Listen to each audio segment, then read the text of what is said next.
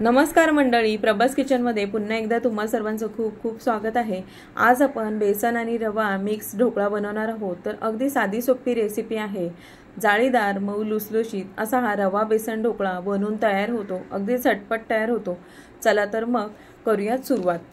ढोकळा बनवण्यासाठी एका भांड्यामध्ये आपल्याला 1 वाटी रवा घालायचा आहे। हा रवा बारीक आहे।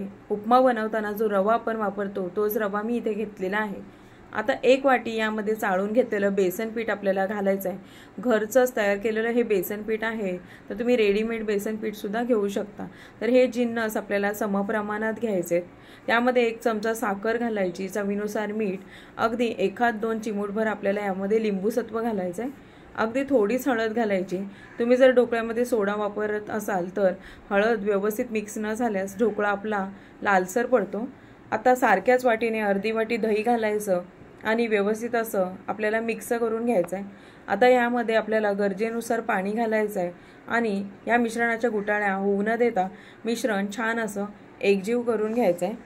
तर इथे आपलं बॅटर तयार झालेलं आहे। आता यातील रवा फुलण्यासाठी आपण हे मिश्रण बाजूला ठेवून देऊयात। आता ज्या भांड्यामध्ये आपल्याला ढोकळा सेट करण्यासाठी ठेवायचं आहे त्या भांड्याला व्यवस्थित असं तेल आपण इथे लावून घेऊयात। तुमच्याकडे जर असं टीन नसेल तर तुम्ही इथे कुकरचा डब्बा सुद्धा घेऊ शकता। दुसरीकडे बघू शकता आपलं मिश्रण 10 मिनिटं झाले, छान यातील रवा असा फुलला आहे। जर तुम्हाला हे मिश्रण घट्ट वाटत असेल तर थोडंसं आपल्याला यामध्ये पाणी वाढवून घ्यायचं आणि मिश्रण पुन्हा असं एकजीव करून घ्यायचं आहे। यामध्ये आपल्याला 2 चमचे खाण्याचं तेल घालायचं आहे। पुन्हा एकदा हे मिश्रण आपण व्यवस्थित असं एकजीव करून घेऊयात। आता आपल्याला सर्वात शेवटी ढोकळा अगदी स्पॉन्जी होण्यासाठी अर्धा चमचा यामध्ये आपल्याला इनो पावडर घालायचे। थोडंसं आपल्याला यामध्ये पाणी घालायचं आहे, म्हणजे इनो पटकन ॲक्टिव्ह होतो आणि एकाच दिशेने आपल्याला फास्ट ही प्रोसेस हे फेटून घ्यायचं आहे। तर इथे बघू शकता मिश्रण अगदी फ्लफी झालेलं आहे। तेल लावलेल्या भांड्यामध्ये आपण हे मिश्रण ओतून घेऊयात। दुसरीकडे मी ढोकळा वापरण्यासाठी आधीच कढईमध्ये पाणी गरम करून घेतलेलं आहे। त्यामध्ये स्टँड किंवा अशा प्रकारची जाळी ठेवून घ्यायची। आता तयार मिश्रणाचं जे भांडं आहे ते यामध्ये आपण ठेवूयात। आता आपल्याला झाकण ठेवून 15 ते 20 मिनिटं मध्यम आचेवरती ढोकळा छान असा वाफवून घ्यायचा आहे।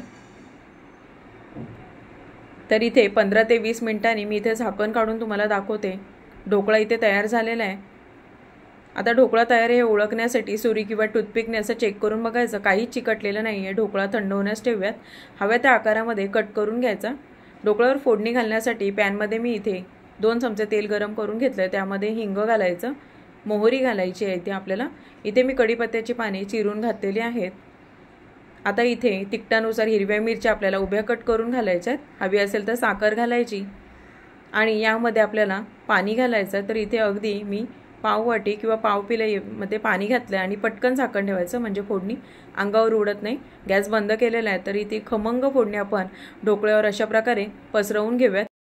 तर मंडळी, याआधी सुद्धा आपल्या चॅनलवरती बेसन वापरून केलेला ढोकळा ही रेसिपी अपलोड केलेली आहे। सोबतच दाटसर चटणी कशी बनवायची याची लिंक सुद्धा मी तुम्हाला दिलेली आहे।